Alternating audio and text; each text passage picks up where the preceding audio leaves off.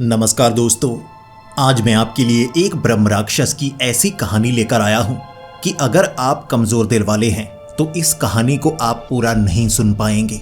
आपको बहुत ज़्यादा डर लगने लगेगा और अगर आप रात के वक्त भी इस कहानी को सुन रहे हैं तो भी आप इस कहानी को पूरा नहीं सुन पाएंगे, क्योंकि आप थर थर कांपने लगेंगे और रात के वक्त तो इस कहानी को आप अधूरा छोड़ देंगे और अगले दिन पूरा सुनेंगे आधा आधा, क्योंकि ये कहानी है ही बेहद खौफनाक और डरावनी। मेरा यकीन कीजिए, आपको भी अंदर तक डर लगेगा। तो हेडफोन लगा लीजिए, कमरे की लाइट्स ऑफ कर लीजिए, क्योंकि ये वक्त हो रहा है डरने का।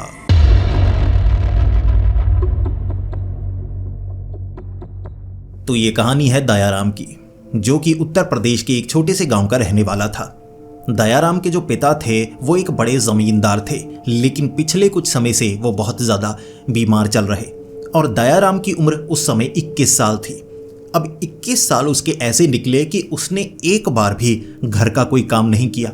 बस स्कूल में खेलने कूदने के लिए चला जाता, नंबर बिल्कुल कम आया करते थे, ठीक ठाक ही पढ़ पाता था। फिर जैसे ही घर आता दोस्तों के साथ घूमने चला जाता। क्योंकि उसके पिता ज़मींदार थे, उनके पास गांव में लगभग 5 हवेलियां थी। अब ज़मीन भी बहुत ज़्यादा थी, पैसों की कोई कमी नहीं थी। लेकिन इसी बीच जो दयाराम था वो अपने पिता से रुपए मांगता रहता और ऐश करता। बुरी आदतें नहीं थी, शराब सिगरेट नहीं पीता था, लेकिन अपने दोस्तों को ऐश पूरी करवाता था कि कहाँ घूमने जाना है बताओ। अब जो दयाराम के पिता थे वो बहुत ज़्यादा बीमार रहना शुरू हो चुके थे और अचानक उन्हें जैसे दौरा पड़ा, दिल का दौरा पड़ा और शरीर उनका जैसे बिल्कुल चलने लायक नहीं रहा, तो वो कोमा में चले गए। अब शहर के एक अस्पताल में वो वेंटिलेटर पर थे और डॉक्टर ने कहा था कि कुछ दिनों तक हम इनके शरीर को ठीक करने की कोशिश करेंगे, तब तक ये कोमा में रहेंगे। अब जो दयाराम था उसके हाथ पांव फूल गए कि इतनी बड़ी ज़मीन है, मैं इसे कैसे संभालूंगा। दयाराम को हमेशा लगा करता था कि उसके पिता हष्ट-पुष्ट हैं, स्वस्थ हैं, उसे काम करने की क्या ज़रूरत। पिता काम करते रहेंगे, मैं ऐश करूंगा, जब बारी आएगी तब मैं जिम्मेदारी संभाल लूंगा। लेकिन अचानक उसके कंधों पर जिम्मेदारी आ गई। कौन सी ज़मीन से कितने रुपए आ रहे हैं, कौन सी फसल को कहाँ बेचना है, उसका दिमाग घूमना शुरू हो चुका था। जिसके बाद दयाराम अपनी माँ से पूछ रहा कि आपको कुछ पता होगा, लेकिन उसकी मां को भी ज्यादा कुछ नहीं पता था। फिर भी दयाराम दिमाग से काफी ज्यादा तेज था। उसने समझा कि अब मुझे कैसे काम करना होगा ईमानदारी से। अब जहां जहां भी वो 2-3 दिन जाता रहा, वहां से कुछ रुपए उसे मिलते। जैसे किसी जमीन पर फसल है, उसे बेचा जा चुका है, एक जगह सब्जी लगाई जाती थी जिसे शहर में बेचने के लिए एक काम वाला लड़का जाता था, तो उसे रुपए मिल रहे। अब उसे डर लगने लगा कि मेरे पिता तो ये जो रुपए हैं इसे कहीं ना कहीं संभाल कर रखते थे और किसी को बताते तक नहीं थे, लेकिन इतना ज़रूर कहते थे कि हमारे पास रुपए बहुत हैं, उन्हें संभाल कर रखना पड़ता है, कहीं चोरी ना हो जाए। अब यही डर दयाराम को सता रहा। अब उस गांव की एक खासियत थी कि वहां पर चोरी नहीं होती थी। अगर कोई चोरी करने की कोशिश करे, मान लो किसी के घर पर चोरी हुई है, तो अगले दिन चोर खुद वो सामान रख कर जाता था। कहते हैं कि एक पारलौकिक शक्ति उस गांव में निवास किया करती थी कि कोई चोरी करे भी उसके साथ बहुत बुरा होता था। अब कोई चोर ये थोड़ी ना बताएगा क्या बुरा हुआ है, लेकिन उसे मजबूर किया जाता कि उसने चोरी की है, सामान वो रखे और सूद समेत रखे। अपनी तरफ से भी जेब से कुछ रुपए उसे रखने पड़ते। तो गांव में कोई छोटी मोटी चोरी तो होती नहीं थी। लेकिन जो दयाराम के पिता थे वो जमींदार थे, उनके पास करोड़ों की संपत्ति थी, हो सकता है कैश में भी करोड़ों का सामान हो। तो दयाराम को लग रहा कि एक बार मान लो चोरी हो गई, सब कुछ हाथ से चला गया, फिर क्या करेंगे। तो दयाराम सोचने लगा कि मैं क्या करूं, कहां पर छिपाऊं। हमारे पास एक तिजोरी है जिसके बारे में पूरे गांव को पता है। अगर कोई तिजोरी उठाकर ले गया फिर, या घर की अलमारी में रखूंगा तो सबको पता है, घर में काम करने वाले बहुत लोग हैं, तो कभी भी चोरी हो सकती है। और दयाराम इसी डर से 2-3 रातों तक सो नहीं पाया। जो रुपए मिले थे, माँ के गहने एक जगह रखे हुए, अब बेड के नीचे रखकर ऊपर वो सोता। अब एक सुबह जब वो उठा, एक काम वाली लड़की थी जो झाड़ू पोछा लगा रही। जब दयाराम उठा, उसे देखकर वो बौखला गया कि मेरे कमरे में तुम क्या कर रही हो। अब उसकी माँ ने समझाया कि काम वाली ये लड़की तो हमारे घर में सफाई करती ही है, भरोसेमंद है ये। लेकिन जो दयाराम था ये सोच में पड़ा हुआ कि भरोसा किसी पर किया नहीं जा सकता। पहली बार इतने रुपए गहने उसने देखे थे तो वो ऐश या अय्याशी नहीं करना चाहता था, बल्कि इसे संभालना चाहता था कि मेरे पिता ठीक होंगे तो मैं एक जिम्मेदार बेटा बनना चाहता हूँ कि कुछ भी मैंने खोया नहीं है। तो उसे लगा कि मैं इसे छिपाऊं तो कहाँ पर छिपाऊं, कोई ऐसी जगह होनी चाहिए जहाँ कोई उसे ढूंढ ना पाए। तो मैं बाकी हवेलियों को देखता हूँ उनकी हालत कैसी है। अब ये बड़ी हवेली थी। बचपन से ही जो दयाराम था इसी हवेली में पला बड़ा। उसके दादाजी भी यहीं पर हुआ करते थे, तो उसने बाकी हवेली देखी जरूर, लेकिन वहां वो क्या करने जाता, उसे तो खेल कूद से समय नहीं मिलता था। अब शाम के वक्त वो हर एक हवेली में देखने के लिए गया। कहीं सफाई होती थी तो एक उनकी पुश्तैनी हवेली जो गांव के बाहर थी, उस पुश्तैनी हवेली को कोई इस्तेमाल नहीं करता था, ना उसमें साफ सफाई होती। अब उसका फर्श भी टूटा हुआ था और उसके दादाजी कहते थे कि ये हमारी पुश्तैनी हवेली है। हमारे जो पूर्वज हुआ करते थे ना, यहाँ उस पुश्तैनी हवेली के नीचे भी उनकी एक और हवेली या कुछ ऐसा घर वगैरह हुआ करता था, उसके ऊपर ये हवेली बनाई गई है। थोड़ी ऊंचाई पर थी, जैसे टीला हो या पहाड़ी हो। दयाराम को लगा कि वो हवेली में कोई नहीं जाता, किसी को तो ये तक सही से नहीं पता कि वो हवेली हमारी ही है। एक बार वहां देख कर आता हूँ, हो सकता है दिमाग में कोई आइडिया आ जाए कि मैं अपने ये रुपए, अपना ये धन दौलत वाला बक्सा वहां छिपा दूं। तो दयाराम जब उस हवेली में रात के वक्त देखने के लिए गया, उसने वो हवेली को अच्छे से देखा कि इसकी हालत अच्छी है, और जो सबसे पीछे वाला कमरा है उसके नीचे मिट्टी है। अब अगर मैं मिट्टी को खोदूं, कोई 6-7 फुट नीचे मैं छेद करूं, बक्सा वहां पर छिपा दूं और रात के वक्त यहां पर आया करूं और उसमें रुपए रखा करूं, गहने रखा करूं, तो किसी को पता नहीं चलेगा। वैसे भी ये हवेली आसपास से सुरक्षित है। अब एक तरफ तालाब था, एक तरफ जैसे एक पुराना शमशान घाट था, तो इस तरफ आने की हिम्मत कोई नहीं करता था। उसे लगा यही मौका है, तो उसने खुदाई शुरू कर दी। रात के वक्त खोदता गया 6-7 फुट उसने बड़ी आसानी से खोद लिया। अब उस जगह कोई आता ही नहीं, तो जो मिट्टी थी बारिश के पानी के कारण थोड़ी नरम हो चुकी, तो खुदाई में उसे आसानी हो रही। 6 से 7 फुट खोदने के बाद उसने महसूस किया कि नीचे ज़्यादा नरम मिट्टी है, तो उसने जब खोदा वहाँ हो गया छेद। पहले कभी नीचे वाला जो घर होगा तो उसकी छत ईंटों की बनी हुई, तो वो नीचे की तरफ धंस गई। बड़ी मुश्किल से दयाराम बचा, लेकिन फिर दयाराम को उस छेद के अंदर से एक आवाज सुनाई दी। उस आवाज को सुनते ही दयाराम को लगा कि ये कोई भूत है। वैसे गांव में भूत प्रेत की कोई कहानी नहीं सुनाई जाती थी, किसी को उस गांव में कोई भूत नजर नहीं आया, लोग तो बड़े सुरक्षित महसूस करते थे। छेद से आवाज कैसे आई, दयाराम डर गया। लेकिन अब डरा हुआ जरूर था, उसे ये भी था कि इसके सिवा मेरे दिमाग में कोई आइडिया नहीं आ रहा। अगर मैं धन दौलत यहाँ रख दूंगा तो चैन से मैं सो पाऊंगा। कम से कम मुझे कोशिश करनी चाहिए। हो सकता है ये जो कराहने की आवाज मुझे लगा आई है, कोई नीचे छेद बनाकर नेवला घुसा होगा, उसकी आवाज हो सकती है, या कोई जंगली कुत्ता छेद बनाकर नीचे पहुंच गया होगा, या सांप वगैरह किसी और की आवाज होगी। मुझे लगा कोई कराहा है। उसने उस छेद के अंदर जाकर देखा। अब उसने महसूस किया कि 6 फुट क्यों, ये तो 11 से 12 फुट नीचे हो गया। यहां पर तो मैं रखूंगा अगर अपना सामान तो कोई ढूंढ ही नहीं सकता। हद है कोई ढूंढ कर निकाले इसे। तो वो जब नीचे गया जहां से आवाज आ रही, उसने एक तरफ लालटेन रखी और फावड़ा मारा। अब ऐसा लग रहा था ये कोई कब्र हो, या उसे महसूस हुआ कि ये ढेरी सी जैसे बनी हुई है। लगता है एक जगह पर मिट्टी पड़ती गई पुराना होने के कारण, तो नीचे कोई बक्सा वगैरह है। तो उसने जब फावड़े से मिट्टी हटाई तो वो मिट्टी हिली, मिट्टी की ढेरी हिली जैसे कब्र हो। मिट्टी थोड़ी एक साइड हुई तो कराहने की आवाज आई। अब उसने फावड़ा मार दिया था। वो घबरा कर पीछे हुआ कि ये क्या है। मान लो कि कोई इंसान था 8 फुट का, लंबा चौड़ा। अब उसके हाथ जो बेड़ियों से बांधे हुए और कीले हाथ पर ठोकी गई, कीले पैर पर ठोकी गई, एक कील गले में ठोकी गई, उसके बावजूद वो जिंदा था। जो दयाराम था ये देखकर ऐसे हाथ कांपने लगे। जो रस्सी थी उसने नीचे लटकाई, चढ़ने का और कोई रास्ता नहीं था तो रस्सी से चढ़ रहा, पसीना आ रहा तो रस्सी से हाथ फिसल रहा। जितनी कोशिश की उसने चढ़ नहीं पाया और उसने आवाज़ सुनी। वो जिसकी लाश थी असल में वो जिंदा भी था।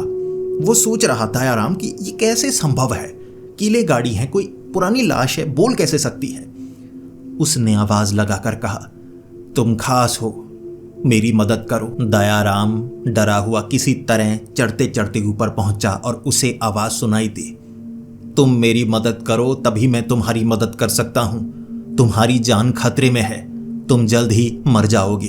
अब इतना सुना दयाराम ने तो उसने एक लकड़ी का फट्टा लिया, वो लगा दिया उस छेद में, ऊपर डाल दी मिट्टी कि ये हो गई छत। अब नीचे कोई जा नहीं सकता। घबराया घबराया वो घर पहुंचा। माँ ने पूछा, कहाँ से आए हो? दयाराम ने कह दिया, कुछ नहीं, मैं घूमने गया था। अब कुछ काम पिताजी का ऐसा है जो मुझे रात के वक्त करना पड़ता है। दयाराम बहुत डरा हुआ था और पूरी रात वो सो नहीं पाया। अब सुबह जब वो उठा तो उसके हाथ काले थे। रात के वक्त मिट्टी लगी, उसने साफ नहीं की क्योंकि वो डरा था। उसे लगा मैं सो जाता हूँ वरना ऐसा ना हो मेरे दिल की धड़कन बंद ही पड़ जाए। सुबह हाथ काले थे, वो नहाया, अच्छे से नहाया धोया। हाथ जो उसके काले थे ना वो साफ नहीं हुए, जैसे हाथों पर कोई रंग लग चुका हो। उसने मसल मसल कर रंग साफ करने की कोशिश की लेकिन रंग साफ नहीं हो रहा और उसका शरीर कमज़ोर सा पड़ गया।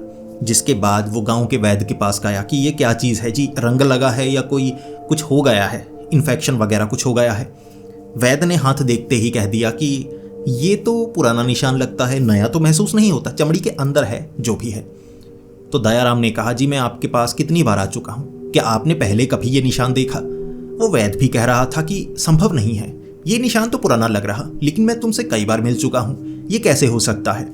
शहर के डॉक्टर को दिखाओ तुम। अब वो शहर के डॉक्टर के पास गया तो डॉक्टर ने कह दिया कि ये बर्थ मार्क है। कई लोगों को जन्म से ही जैसे कोई काला निशान चमड़ी पर होता है, बचपन से ही, और पूरी जिंदगी ये उनके साथ रहता है। दयाराम ने कहा, बर्थ मार्क? ये 2 दिनों से हुआ है, बर्थ मार्क नहीं है। डॉक्टर मानने को तैयार नहीं। डॉक्टर ने दवाई दे दी लेकिन जो दयाराम था वो कमजोरी महसूस कर रहा, चलने में थोड़ी परेशानी हो रही, ज़्यादा नहीं, लेकिन जब उसने खांसी की तो मुंह से खून आया, वो डर गया। डॉक्टर सही से कुछ जवाब दे नहीं पा रहे कि कुछ नहीं है, शरीर तुम्हारा स्वस्थ है।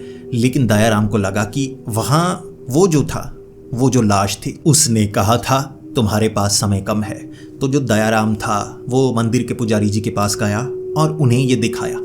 अब पुजारी जी जिनकी उम्र 90-95 साल थी, उन्हें सब बहुत मानते थे क्योंकि वो बस शास्त्रों को पढ़ते रहते थे, धर्म का ज्ञान उन्हें बहुत ज़्यादा था, तो उन्हें पूरी जानकारी थी। उन्होंने हाथ देखते ही ऐसे हाथ जैसे पकड़े हुए ऐसे झटक दिए, फिर खुद पर गंगा जल का छिड़काव करने लगे और कहने लगे, तुम्हारी मौत निश्चित हो चुकी है, अब तुम्हें बचाया नहीं जा सकता।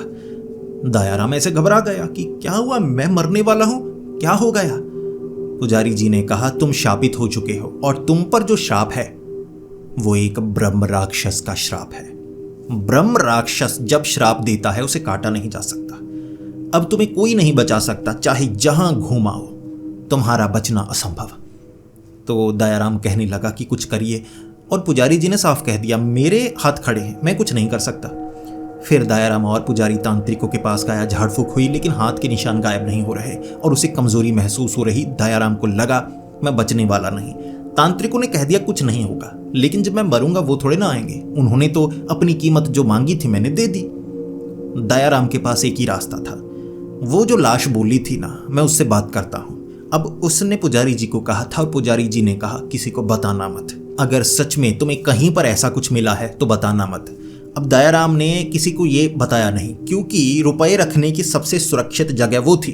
तांत्रिक को बता दे कि ऐसे हवेली में मैंने छेद किया, रुपए छुपाना चाहता था, या पुजारी जी को बता दिया, किसी का मन डोल गया तो मैं तो मुसीबत में पड़ जाऊंगा ना कि मेरे पास इतने रुपए हैं। तो अच्छे से उसने बताया नहीं, ये कहा कि मुझे कुछ लाश मिली जो जिंदा थी।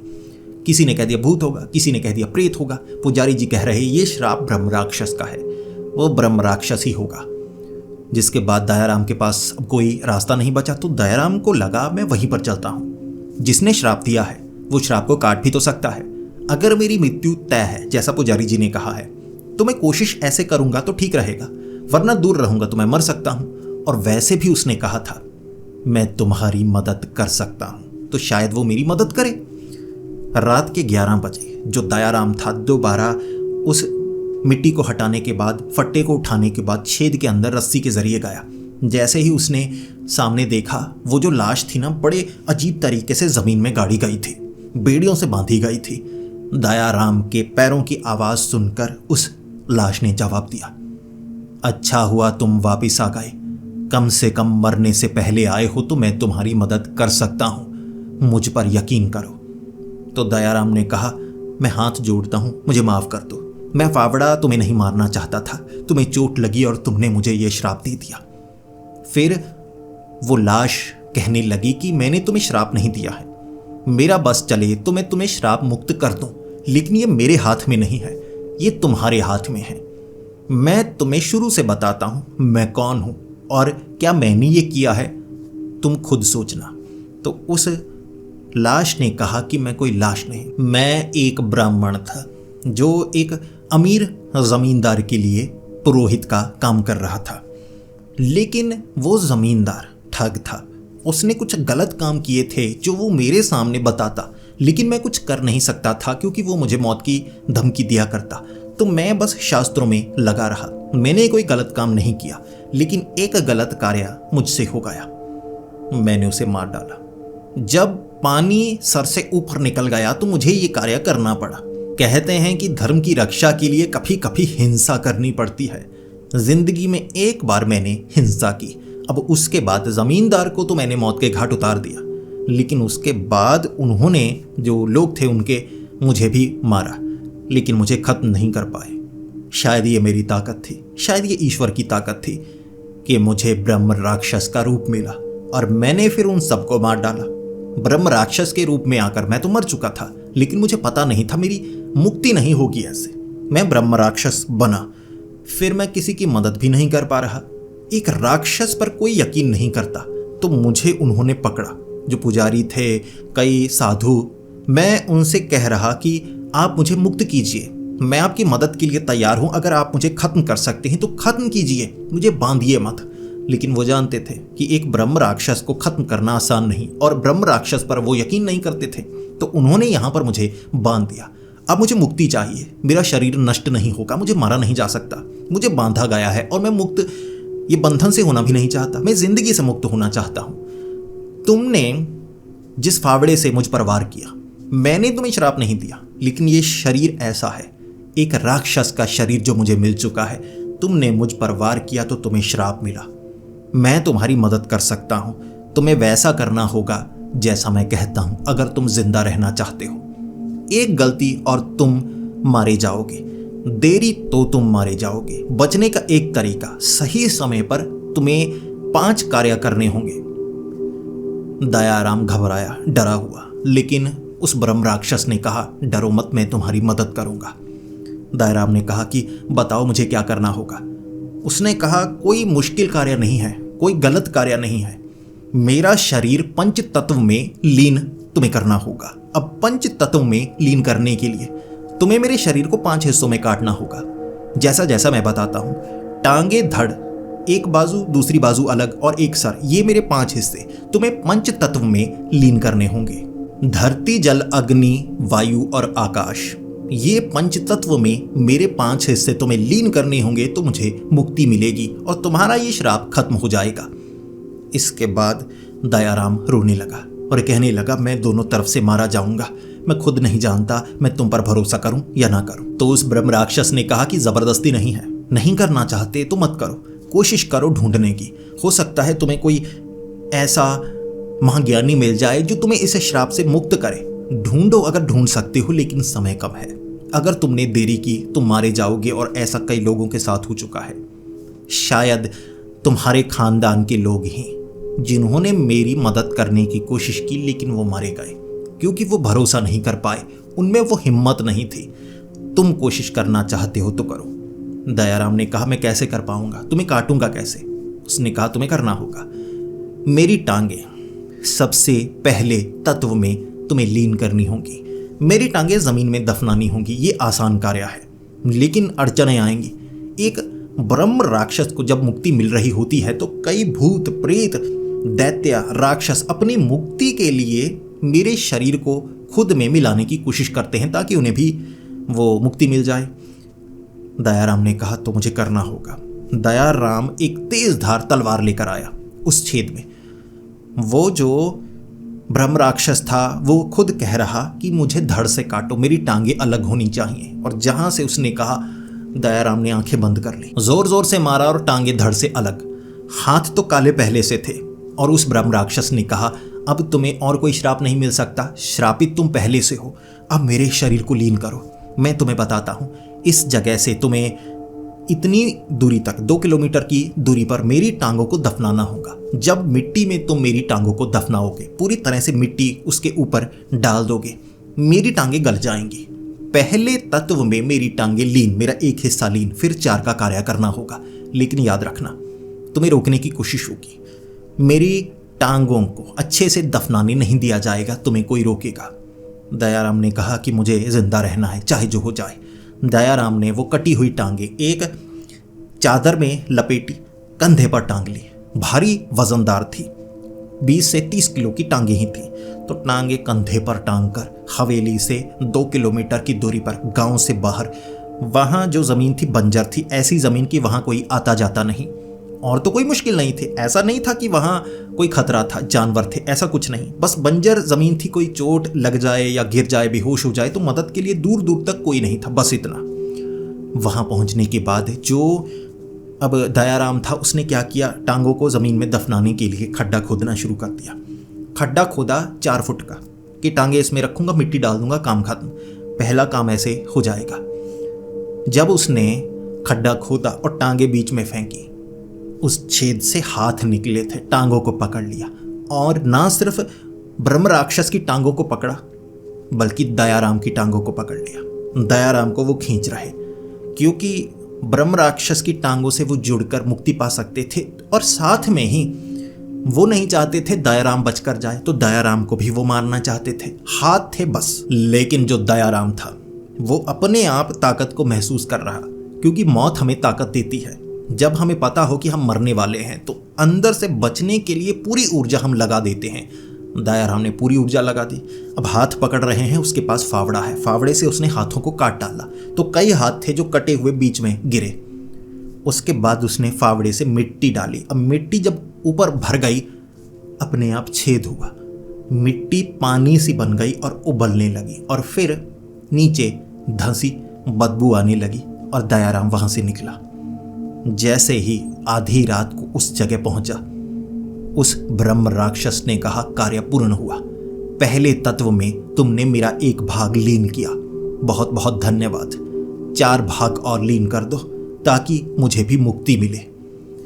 फिर दयाराम ने दूसरा कार्य शुरू किया, दाहिनी बाजू को काटा तलवार से। फिर उस ब्रह्म राक्षस ने कहा कि मेरे इस हाथ को तुम्हें बस पानी में बहाना होगा। कोई तालाब हो जिसमें ढेर सारा पानी हो और वो साफ पानी हो, वहां बारिश का पानी इकट्ठा हुआ हो, या ऐसा ना हो कि मलमूत्र त्याग वाला, कोई ऐसा पानी नहीं होना चाहिए। शुद्ध साफ पानी हो, बारिश का हो, चाहे काई आई हो, ऐसे गंदा हो सकता है लेकिन अपवित्र नहीं होना चाहिए। उसमें मेरी बाजू को फेंक देना, कार्य खत्म। ये काम तो थोड़ा आसान लगा दयाराम को। दयाराम ने कटी हुई बाजू एक चादर में लपेटने के बाद गांव से बाहर एक तालाब को ढूंढा हुआ था। उसे लगा वहां पर मैं जाता हूं। दोस्तों के साथ कभी कभी वो वहां पर कुछ खाया पिया करता था, आसपास कुछ पेड़ लगे तो फलों को तोड़ा करते, दोस्त मौज मस्ती वहां किया करते। अब रात के वक्त तो वहां कोई नहीं जाता था, तो रात के वक्त दयाराम वहीं पर था। दयाराम ने चादर से बाजू को निकाला और देखा उसने पानी से कुछ लोग बाहर आए जो नहा रहे थे। दयाराम घबरा गया, उसने चादर में दोबारा से लपेट दी बाजू। अब जो नहा रहे थे बाहर आ रहे और कह रहे, यहां पर तुम क्यों आए हो? लगता है तुम कोई गलत कार्य करते हो। दयाराम ने कहा, नहीं, मैं कोई गलत कार्य नहीं करता। दयाराम वो बाजू भी उन्हें दिखाना नहीं चाहता था। उनमें से एक ने कह दिया, तुम कातिल लगते हो, किसी को मारा है तुमने और उसके शरीर के अंगों को काट काट कर फेंक रहे हो। दयाराम के हाथ पैर फूल गए, ऐसे ऐसे कांपने लगा वो कि मैं पकड़ा गया, अगर मैं पकड़ा गया जेल जाऊंगा, गांव के लोग पीटेंगे, मारेंगे, पता नहीं बात कहां से कहां पहुंच जाए। ये यकीन नहीं करेंगे, पहले तो ये पकड़कर मुझे मार डालेंगे। दयाराम मना करने लगा। वो कहने लगे दिखा दिखा। जैसे ही वो करीब आए, दयाराम ने देखा कि दूर से चलो थोड़ा अंधेरा है, नजर नहीं आ रहे। करीब आए हैं भाई, असली जैसे नहीं लग रहे, परछाइयां थी वो परछाइयां जो उसे नोचने लगी। दिखा दिखा, हमारी है बाजू, हमारी है बाजू। दयाराम समझ गया। उस ब्रह्म राक्षस ने कहा था कि रोकने की कोशिश होगी, मेरा कार्य पूर्ण होने नहीं देंगे ये, तो मैं क्या करूं। तो दयाराम ने जो पत्थर आ रहे मार रहा, लेकिन वो परछाइयां थी जो उसे नोच रही। इतने में दयाराम ने चादर से बाजू को निकाला और वो जख्मी हो चुका था, लेकिन उसने बाजू उस तालाब में फेंक दी। जैसे ही पानी में वो बाजू गई, बाजू को लग गई आग।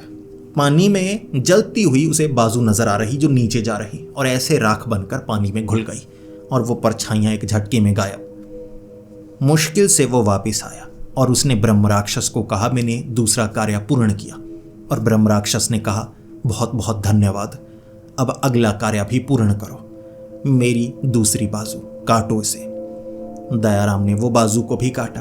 अब उसे अगले तत्व में उस बाजू को लीन करना था। अगला तत्व यानी कि अग्नि, उसे इस बाजू को अग्नि में जलाना होगा। और जो दयाराम था उसने कहा, कार्य बहुत मुश्किल है, मुझे रोकने की कोशिश होती है और ऐसी ताकतें, मैं उनका सामना कर भी पाऊंगा या नहीं।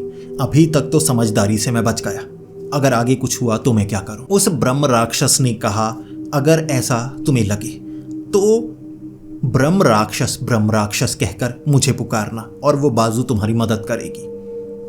जो दयाराम था बाजू लेकर निकला। एक शमशान घाट, अब रात के वक्त शमशान घाट में कौन आएगा। दयाराम वहां पर था। दयाराम ने लकड़ियां इकट्ठी की।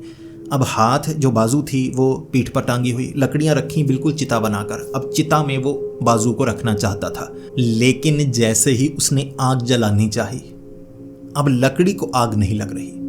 उसने बार बार पेट्रोल डालकर आग लगाई, आग बुझ रही। ऐसा लग रहा जैसे हवा का झोंका आग लगने दे नहीं रहा था।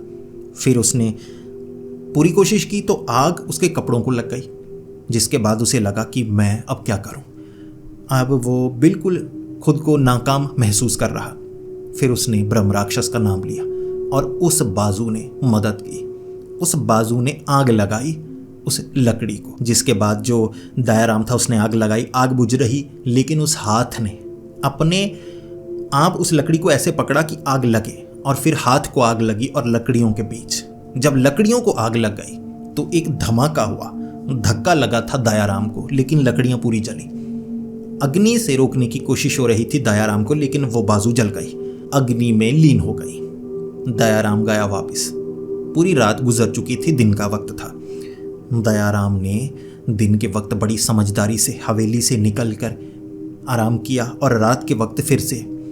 अब वो जो ब्रह्म राक्षस था उसका कहना था, मेरा धड़, अब मेरे धड़ को तुम्हें वायु में लीन करना होगा। ये कार्य कोई आसान कार्य नहीं, ये बहुत मुश्किल कार्य है। तुम्हें रोकने की कोशिश होगी, क्योंकि वायु में लीन करने के लिए कुछ ऐसा करना होगा जो खतरनाक है। अब जो दयाराम था उसे कोई जंगली जगह ढूंढनी थी जहां पर वो मंत्र पढ़ता और कोई सुन ना पाता। उसे जैसे कोई हवन कुंड बनाना था, आग जलानी थी, और जो उसका धड़ था उसके ऊपर टांगना था।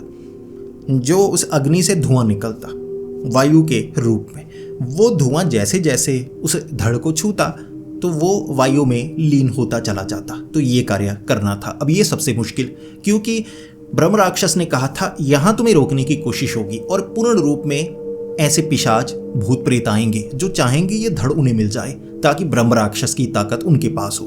मेरे धड़ में पूरी ताकत है। तो दयाराम सोच रहा कि इसमें तुम मेरी कैसे मदद करोगे। और उस ब्रह्म राक्षस ने कहा कि मैं तुम्हें जानकारी दे सकता हूं किसे कैसे रोकना है। दयाराम को ब्रह्म राक्षस ने बताया। तो जंगल में आधी रात को हवन यज्ञ की तरह अग्नि जलाकर दयाराम मंत्र पढ़ने लगा। ऊपर लटका दिया धड़। अब पहला मंत्र पढ़ा, आसपास पत्ते हिलने की आवाजें शुरू। दयाराम समझदार था, उसे बताया गया था वो कैसे हमला करेंगे, उसे कैसे बचना है।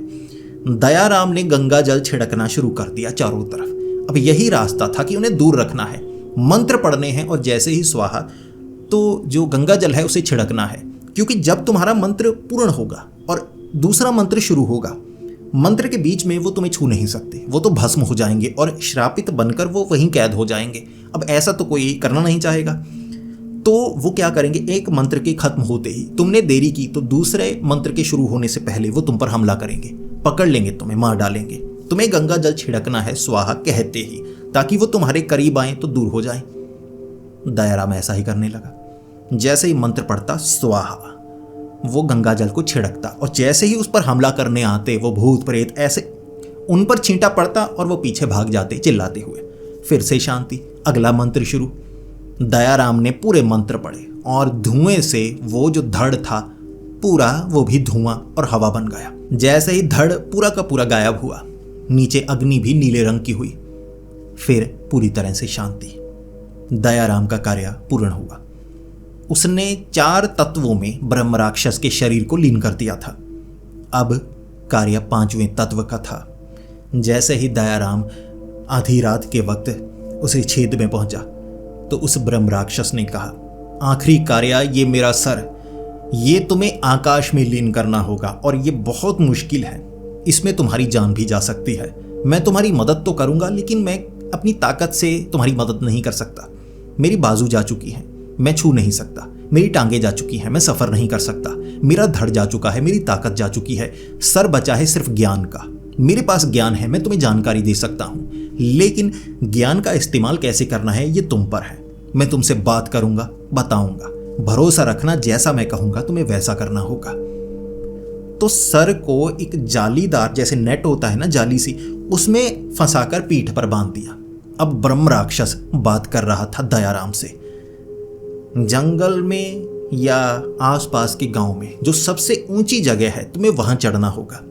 अब दयाराम सोचने लगा, सबसे ऊंची जगह जो आकाश के ज़्यादा करीब हो। यहाँ ऐसी कोई तो जगह होनी चाहिए, क्योंकि ऐसी कोई पहाड़ी नहीं थी जो बहुत ऊंची हो, लेकिन कुछ पेड़ थे, छोटी मोटी पहाड़ियाँ थी। अब छोटी मोटी पहाड़ी के ऊपर सबसे ऊंचा पेड़ जो सबसे शिखर पर लगा हो तो वो आकाश के ज़्यादा करीब होगा। अब वहाँ उस सर को लेकर जाना था, बिल्कुल शिखर पर। अब शिखर पर कुछ ऐसे जीव उस पर हमला करेंगे जो सर को चाहते हैं। जो दयाराम था उसे मिलने वाला कुछ नहीं था, उसकी सिर्फ जान बचने वाली थी, लेकिन वो उस ब्रह्म राक्षस की मदद कर रहा। वो ब्रह्म राक्षस अच्छा था, अपनी पूरी ताकत को वो खो चुका था, बस मुक्ति चाहता था। जो दयाराम था पेड़ पर चढ़ रहा, तब तक कुछ नहीं हुआ और उस ब्रह्म राक्षस ने कहा, जैसे ही मेरे सर को तुम शिखर पर पहुंचने के बाद ऊपर फंसा देना और उसके बाद बाकी का कार्य मैं करूंगा। तुम्हें खुद को सुरक्षित रखना है और मुझे छूते रहना। तुम्हारा हाथ मेरे मुंह पर, सर पर, कहीं पर भी छूते रहना होगा, इससे मंत्रों का असर होगा। तो जैसे ही ऊपर सर को ऐसे लकड़ी में गाड़ा, पेड़ के ऊपर, मंत्र वो ब्रह्म राक्षस पढ़ने लगा था। ऐसे मंत्र थे कि शरीर ठंडा पड़ने लगा जो दयाराम था उसका, और आसमान में उड़ते हुए उसे चमगादड़ नजर आए। अब जैसे ही चमगादड़ नजदीक आए, वो चमगादड़ नहीं थे, पिशाच थे, जो होंगे यहाँ पर दफन, किसी को नजर नहीं आते, लेकिन ये उन्हें मौका मिला मुक्ति का। वो नोच रहे दयाराम को, क्योंकि ब्रह्म राक्षस को वो कुछ करना नहीं चाहते थे, उन्हें ज्ञान चाहिए था। पिशाच अगर ज्ञान पाले तो ब्रह्म पिशाच बन सकते हैं। ज्ञान से ब्रह्म पिशाच एक पिशाच बनना चाहेगा ताकि उसे मुक्ति मिले और ताकत मिले। जो वो करना चाहता है कर सकता है। जो ब्रह्म राक्षस हैं और ब्रह्म पिशाच हैं, अगर आप चाहते हैं मैं उस पर वीडियो लेकर आऊं तो नीचे कमेंट ज़रूर करें। मैं इसको अच्छे से आपको समझाऊंगा भी, और एक ब्रह्म पिशाच की कहानी भी आपके लिए लेकर आऊंगा, तो कमेंट ज़रूर कीजिएगा। अब वो जो ब्रह्म राक्षस था उसने कहा, ये ब्रह्म पिशाच बनना चाहते हैं मेरे ज्ञान से, ये मेरे दिमाग को लेंगे, अब वो खुद में समाएंगे, मेरी मुक्ति भी पूर्ण नहीं हो पाएगी, वरना मैं उसका कैदी हो जाऊंगा। तुम्हें ये रोकेंगे, रुकना मत। अब वो जो पिशाच थे दयाराम को नोच रहे और मंत्र पढ़ रहा था ब्रह्म राक्षस। जैसे ही ब्रह्म राक्षस के मंत्र पूरे हुए, उसका सर फटा। अब सर तो फटा, जो दयाराम था ऊपर से सीधा धड़ाम नीचे, बेहोश। वो जो पिशाच थे वो भी गायब हो गए। कार्य पूर्ण हो चुका था, ब्रह्म राक्षस की मुक्ति हो चुकी थी। जिसके बाद अगली सुबह दयाराम को होश आया था। दयाराम चलने में परेशानी महसूस कर रहा और उसने किसी से बात नहीं की। वापिस आने के बाद वो स्तब्ध, किसी से बात नहीं करता। हाथ के निशान गायब हो चुके थे, वो श्राप मुक्त हो चुका था, लेकिन कई दिनों तक उसने बात नहीं की। उसके पिता जो थे वो कोमा से बाहर तक आ गए। वो किसी से बात ही नहीं कर रहा, माँ के सामने बैठा रहता, माँ पूछती, वो सवाल का जवाब नहीं देता। और बहुत समय बाद कुछ साधु बाबा वगैरह सबको लग रहा था कि भूत प्रेत का साया है, झाड़ फूक करनी होगी, और वैसे भी कह दिया था पुजारी जी ने कि इसके हाथ पर निशान है, ये ब्रह्म राक्षस के जाल में फंसा हुआ है। तो झाड़ फूक हुई, वो पुजारी जी ने कोशिश की। फिर जो दयाराम था बोला कि उसका सर फटा था, वो ब्रह्म राक्षस था। पूरी बात बता दी कि ऐसे छेद है, मैं वहां छिपाना चाहता था रुपए वगैरह, लेकिन अब जरूरत नहीं। तो सबने पूछा क्यों? दयाराम ने कहा ज्ञान। ब्रह्म राक्षस को मुक्ति देने से वो ज्ञान मुझे मिला। अब मैं खुद समझ नहीं पा रहा हूं, इतना अथाह ज्ञान, मैं इसका क्या करूं? अब जो दयाराम था वो किसी से बात इसलिए नहीं कर रहा था क्योंकि उसे समझ नहीं आ रहा। वो जो ज्ञान था, जब हमें बहुत ज्यादा जानकारी मिले, हमें ऐसा लगने लगता है ना, ये सब तो छोटे हैं, ये क्या है, ये इंसान मेरे सामने क्या। तो उसे लग रहा कि मुझे तो सबके बारे में पता है, ये क्या करता है, ये कौन सा बुरा कार्य करता है, मेरे पिता कौन सा बुरा कार्य करते हैं। उसे जो भूतकाल है हर किसी का पता लग चुका था। जिसके बाद दयाराम उस गांव का एक वैद्य बना। वैद्य, ऐसा वैद्य कि जो दवाई वो बनाता बीमारी को दूर करती। लेकिन ये जानकारी गांव से बाहर ज्यादा लोगों को नहीं थी। वो हर बीमारी को ठीक कर सकता था ब्रह्म राक्षस के ज्ञान से। लेकिन उसने ये भी कह दिया था, मेरा 50वां जन्मदिन मेरा आखिरी जन्मदिन होगा और मेरी मौत उसी दिन होगी।